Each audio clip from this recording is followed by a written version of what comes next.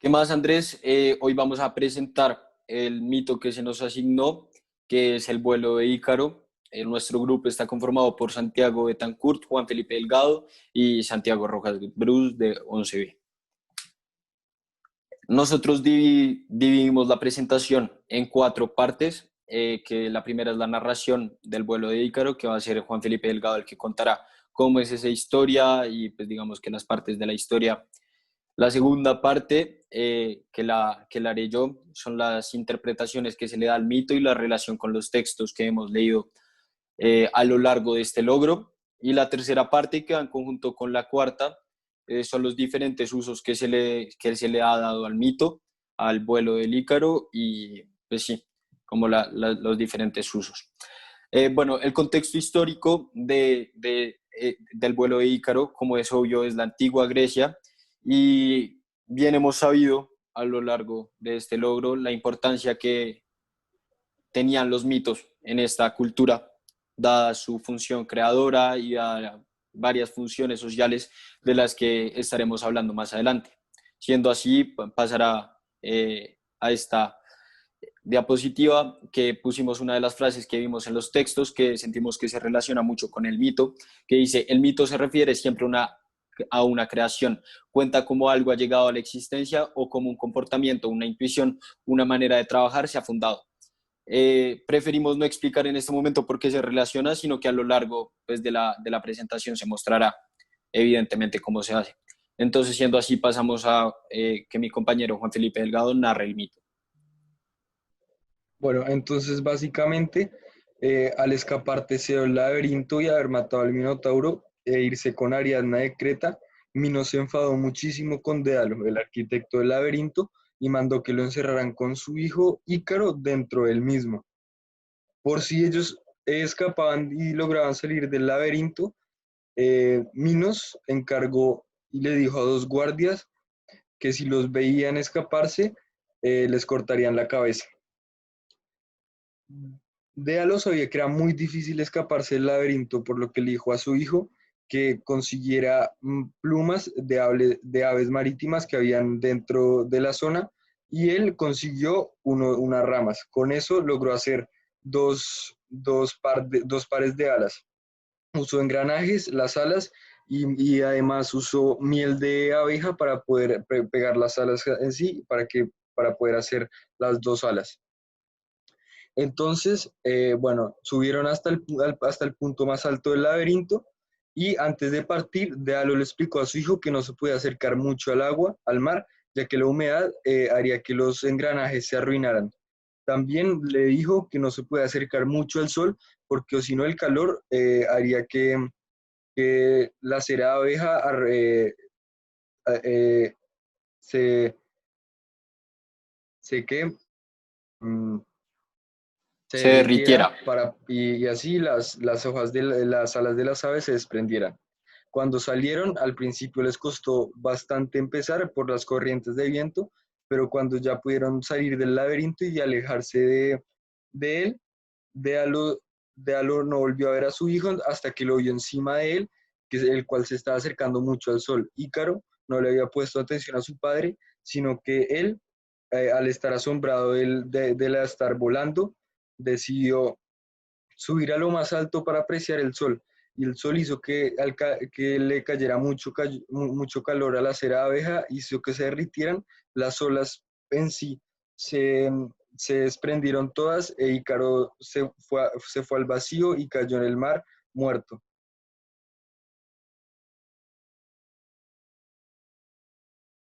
Bueno, pasamos a ver la función social que cumple el vuelo de Ícaro, teniendo en cuenta el texto, el mito, el rito y la literatura que leímos en este logro. La primera función social que podemos encontrar en el mito, y relacionándolo en este caso al que se nos asignó, es que el mito objetiviza los miedos. ¿Cómo?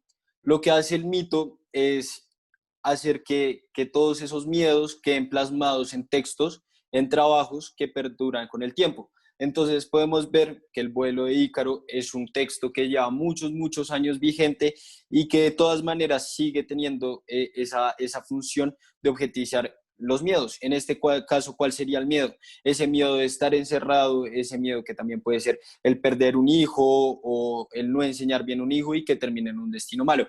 Digamos que se pueden sacar innumerables miedos, pero siempre van a estar presentes, siempre van a estar objetivizados dentro de estas historias que terminan perdurando a lo largo del tiempo.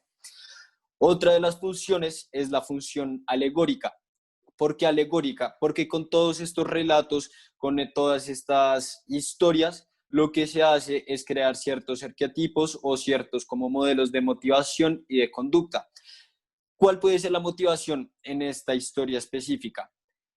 Puede llegar a ser el hecho de que a pesar de estar encerrados, a pesar de estar en, digamos que en la custodia de un tirano, pues que no es un caso que llegue a ser muy específico al ponerlo en términos prácticos, pero sí en cualquier problema en el que uno esté, si uno le mete un poco de ingenio o si uno, digamos que trata de ser algo creativo, uno puede buscar la forma, analizando las situaciones, analizando las variables, de encontrar la salida hacia eso. Eso se puede ver cuando el papá de Ícaro estructura todas esas formas, pues, que son las alas, para poder salir del lugar donde estaban encerrados. También pues, el modelo de conducta puede ser, y es evidente, que es la obediencia que se debe tener hacia los padres, sobre todo teniendo en cuenta la ingenuidad que normalmente pueden llegar a tener las personas jóvenes. La tercera función, que va relacionada también con la cuarta, es la función social de la creación. Y es que en todas esas historias de los mitos se ven ciertos comportamientos, pero en este caso, el vuelo de Ícaro, no se ve la creación de una existencia o de cómo surgieron ciertas personas, no en este caso. En este caso lo que se ve son ciertos comportamientos fundados, que en este caso es la desobediencia de un hijo hacia un padre.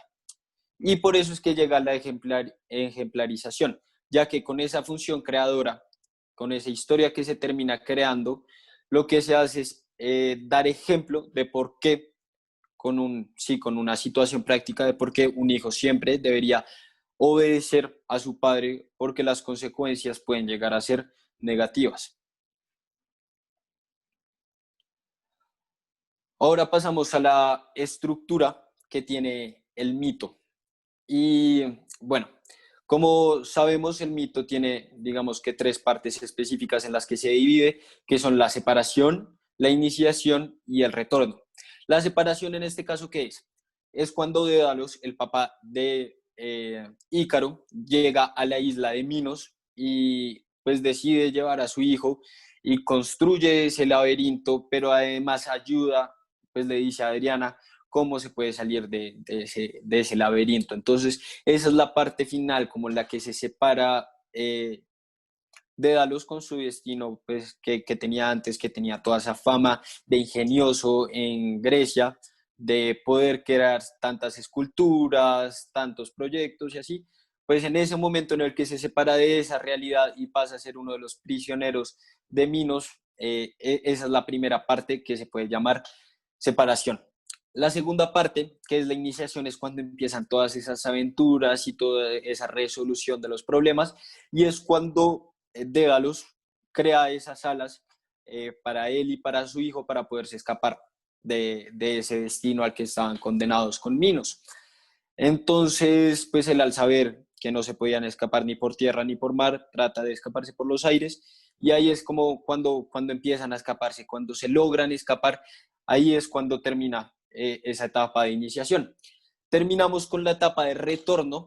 ¿Y el retorno qué significa? El retorno es cuando con toda esa euforia y con todo esa ansia, con todas esas ansias de libertad, Ícaro decide llevarse por esa intuición, por ese comportamiento de desobediencia, termina olvidando las advertencias que le dio al papá de no poder volar tan alto porque el sol derretía, dado el calor, la cera que tenía las alas que había creado y muere Ícaro, que esto trae también una de las características específicas del mito y es que hay drama. digamos que la ejemplarización que se da es que uno debe obedecer a los papás para, digamos, ir por el camino correcto. En este caso se pone en un caso extremo, ¿sí?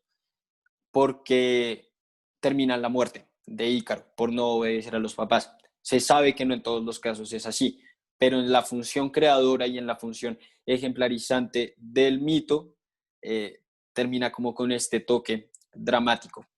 Entre otras de las características del mito y pues digamos que su relación con la literatura y así, se puede ver que primero acá digamos que la, esto no es una invención del hombre y por lo tanto el hombre no es como tal el protagonista. Se sabe que Ícaro y Dédalos vienen como de dioses y todo termina siendo por la influencia de estos dioses, entonces los dioses son los protagonistas en este caso y estas otras de las características que resaltar en este mito, en el vuelo de Ícaro. Entonces con esto pasamos a que mi compañero Santiago de Tancurte explique la función como práctica que tiene.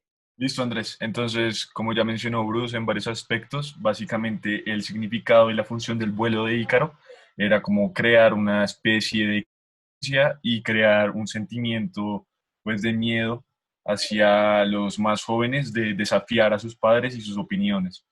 Ícaro también es representado o representa la juventud y la desmesura, debido a que la juventud es como esa atracción al riesgo y al placer pues que da la aventura, como lo dijo Delgado, cuando éste se estaba acercando al sol. Sin importar que su padre le dijera que eso iba a ser fatal para él, ya que iba a afectar la estructura de las alas. Eh, un poco más, pues, o una definición y un significado un poco más, pues, complejo sería el que tiene con el conocimiento, ya que pues hay dos aspectos. Este mito se puede ver como una continuación al mito de Teseo con el Minotauro. Y es que pues por un lado está la opción de la ciencia y la opción de la filosofía.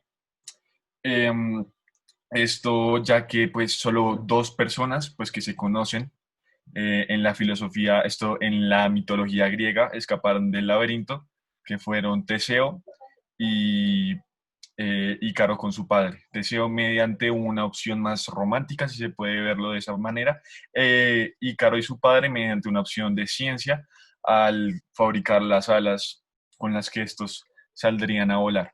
La última definición y pues el significado que se le puede dar a este mito es su relación con la ubris. La ubris se puede ver como el pecado mayor, uno de los pecados capitales, así como en la religión cristiana está la avaricia, estaría la ubris en la mitología griega, debido a que pues es la desmesura, la avaricia y la lujuria, o sea, impulsos humanos que sobrepasan pues, la mente, impulsos humanos que sobrepasan la racionalidad. Por último está pues esta imagen que representa en su totalidad el mito. Y con esto podemos llegar a la conclusión de que el vuelo de Ícaro es uno de los mitos que de verdad tiene esas enseñanzas tan marcadas y esa función ejemplarizante tan marcada. Como